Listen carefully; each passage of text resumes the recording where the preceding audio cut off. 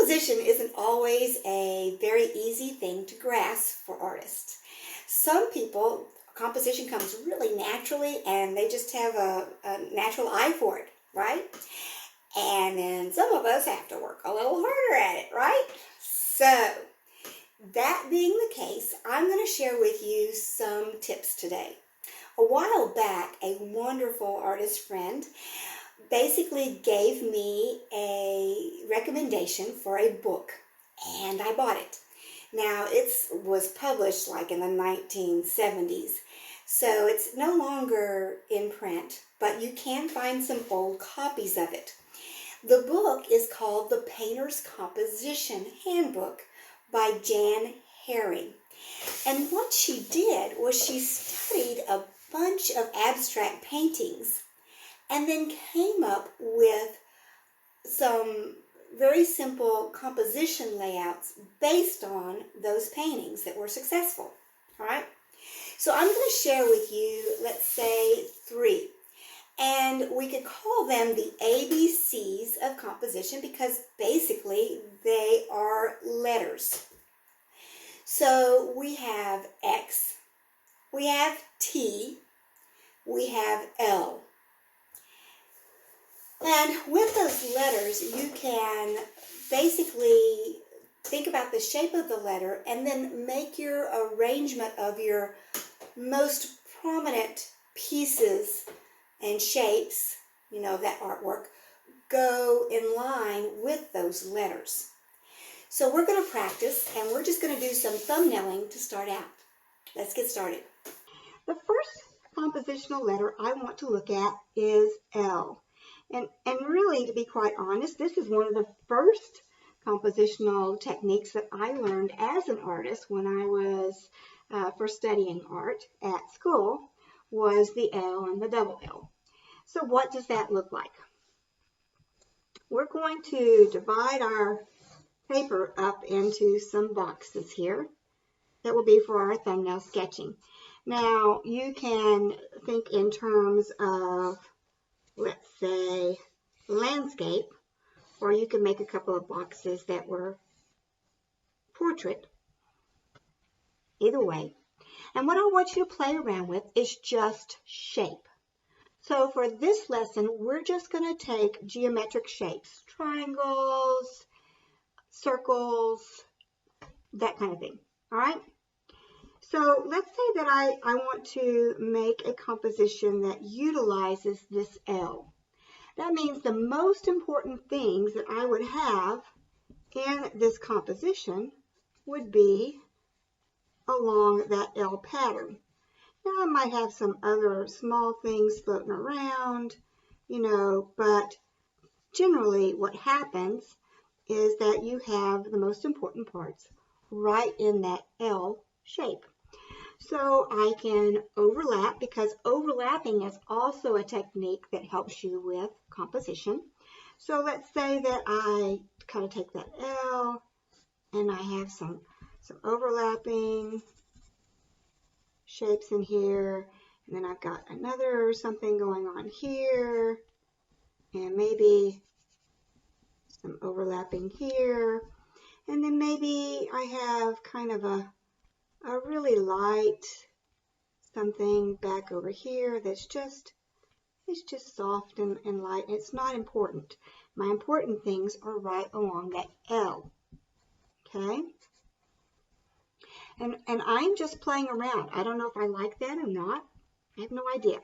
Now the double L came into play, and really what it did is it said, okay, I'm going to have an L here, and then I'm going to turn and have another little bit of a composition right in here. And a lot of times you'll see this L composition in landscape painting. So you might have like a really tall tree here. So we'll use a triangle. We're going to make these shapes, right? So there's the triangle, really tall tree. And right along in here, we have the horizon line. And so there might be a plane right in here. There's that. And then off over here, we might have, let's say, another plane where that's not really the horizon line. That's just maybe a section of landscape, right? And we have another section over here. Let's say that that is going to be my real horizon line right in here, right? So I've got it going in here, and the more important part of it is right in here. And then right under that might be the house. Okay? And so you might have some other little lines and stuff, but you have like a mountain range or something that falls in there, and then you've got that house. The other way you can look at this L is you can think in terms of having your focal point in this area here, so that you have your shapes. So I'm going to put it in some shapes, right? Shapes. And I might have some overlapping shapes but they're all lined up in this L.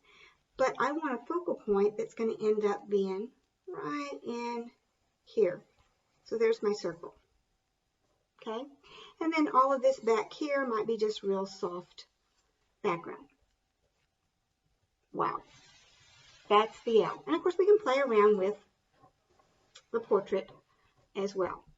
So L. L is pretty important in terms of compositional layout. Now we're going to take a look at the X. X marks the spot. So X, like so. We already know from earlier discussions that putting a focal point dead center is not cool. So with this X, whatever we do, we want the crisscross of it to be off center. In fact, you can think rule of thirds. So for those of you that don't know rule of thirds, I'm going to say this is the X and the rule of thirds. Blah, blah. Okay.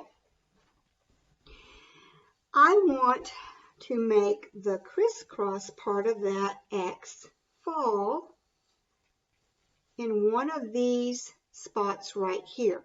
In other words, I took this plane and I divided it into thirds and then thirds again. So there's your rule of thirds. So that when I make my X,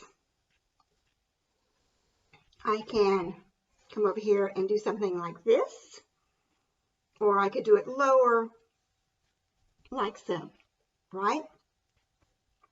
And the angle could be any way that you want it to be.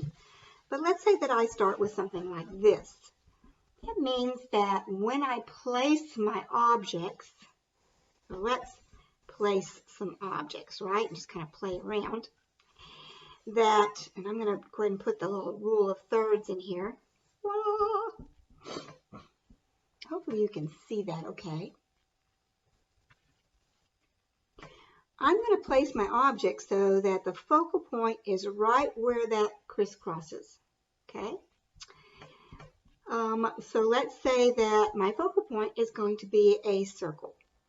Now you can make any shape you wanted for the circle, but because that's my focal point, that might be the only circle that I have in there, and everything else might be, I don't know, something else, right? So I'm going to let some things just kind of fall along this path. They might get bigger. They might curve a little bit. That's okay. This is not a set science, right? And just to break it up and do something different, let's do some little bitty triangles.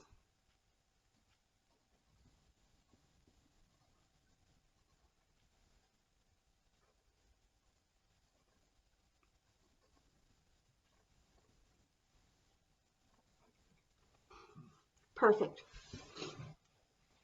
There's one possible composition, right? Let's try it with landscape and see what happens. So I'm going to kind of eyeball this. I'm going to put my crisscross right in here. And I'm going to let it curve a little bit, just because. And I'm going to put my focal point. Let's try something different for a focal point. What if I had an organic shape? Ooh, yeah. So I've got an organic shape here. We don't know what it is. We're just going to put it in there, right? And from that organic shape, I might have some other organic shapes that kind of float around.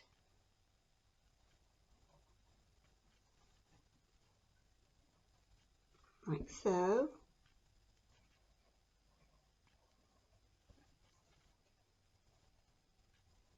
Now I'm kind of scribbling. Voila. Now, does this mean I can't have anything in these other areas? No. It just means that you would, if you were a painter, you would make these things maybe a little bit more prominent in color. And anything else that happened behind it might be softer. I could come in and I could actually put some wisps in here, like so, and kind of gather and make more on that thumbnail sketch. Perfect, right? Let's add another little element to this. All right, so I've got this rule of third thing going. And I come through and put those lines in just for guidelines, right? I'm going to take my X and put it here. I can even have a double X if I wanted. I could have another little small X thing going off over here that might add some flair to this. But what I want to do is I want to think about value.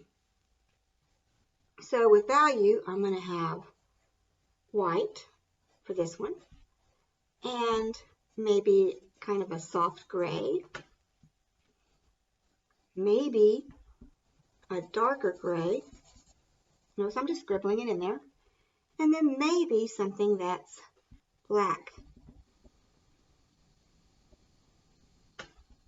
All right, so when I come into this and I play with it, I also want to think about what's going to be the most prominent value. This helps in painting a lot to kind of get an idea of where you're going with everything, right? So now I've got this wonderful kind of X thing going here. And I'm going to go back to the circle.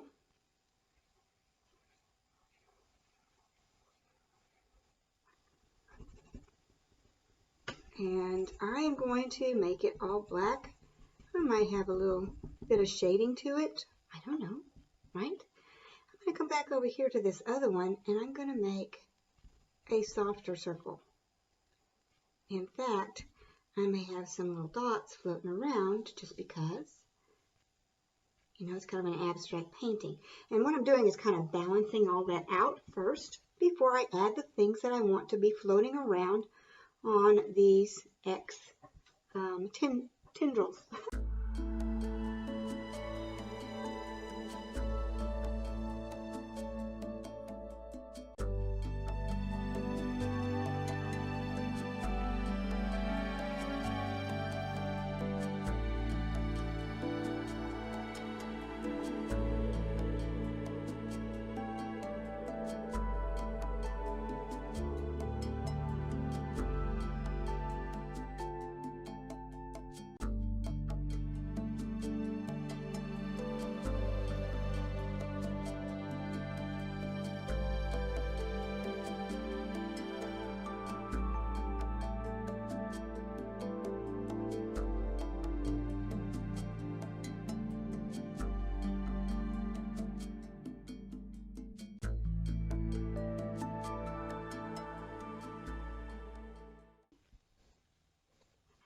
Is that I can think of it as being like this, where it's kind of centered. That might be boring, but there are some compositions that are very successful that have done something like this. You know, a figure that's just standing, maybe. As long as that figure has a lot of things going for it, people don't mind it being so centered. Or we can take that T and let's off-center it. It looks a little bit like the L now, doesn't it? Yeah, it does. Okay, so there's the T. You can also take this T and we can rotate it. That kind of makes it look almost like the X without this part here. And that might be the more exciting one to work with. So, I'd love to see what you do with the idea of the T and to do some thumbnail sketches. All right, your turn. Another trick that will help you, especially in painting, is to use some colored construction paper, especially if you can get your hands on white, light gray, dark gray, and black. And you can limit yourself to either 3 values, white, gray, black, or 4 values with white, light gray, dark gray, and black. Now, the construction paper pad that I had didn't have those wonderful choices, so I am going to assign the yellow to be light gray, the purple to be dark gray, and this charcoal color to be my black. And then I have basically grabbed a piece of white paper out of my sketchbook. For supplies for this exercise, you're going to need a sketchbook, you're going to need your pencil, you're going to need a pair of scissors, you're going to need some construction paper or other colored paper that might work. We'll talk about that later, and possibly some glue. So, let's get started. Alright, so the first thing I'm going to do is to determine whether or not I want the background to be the darkest value that I have, okay? In that case, I would be gluing on top of the black. Or do I want to glue on the white and let that be the lightest? Now, I'm actually going to take whatever composition I do and turn it into a negative space watercolor. So, that being said, I'm probably going to work on the white paper. And the first thing I'm going to do is start cutting some shapes. Just cutting some shapes. So I can cut some geometric shapes. And I want to vary those sizes. I want to vary the type of triangle, maybe if I'm doing triangles. So I'm going to do quite a few triangles in this really dark color. Maybe even a trapezoid or two. Maybe some weird shapes. It doesn't have to all be triangles, right? I'm just cutting. And once I have a few things cut, I'll do the same thing for all these other.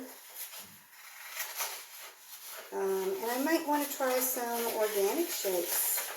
Like, what does that look like? Some strange off-the-wall shapes. I don't know. I'm just cutting and playing right now.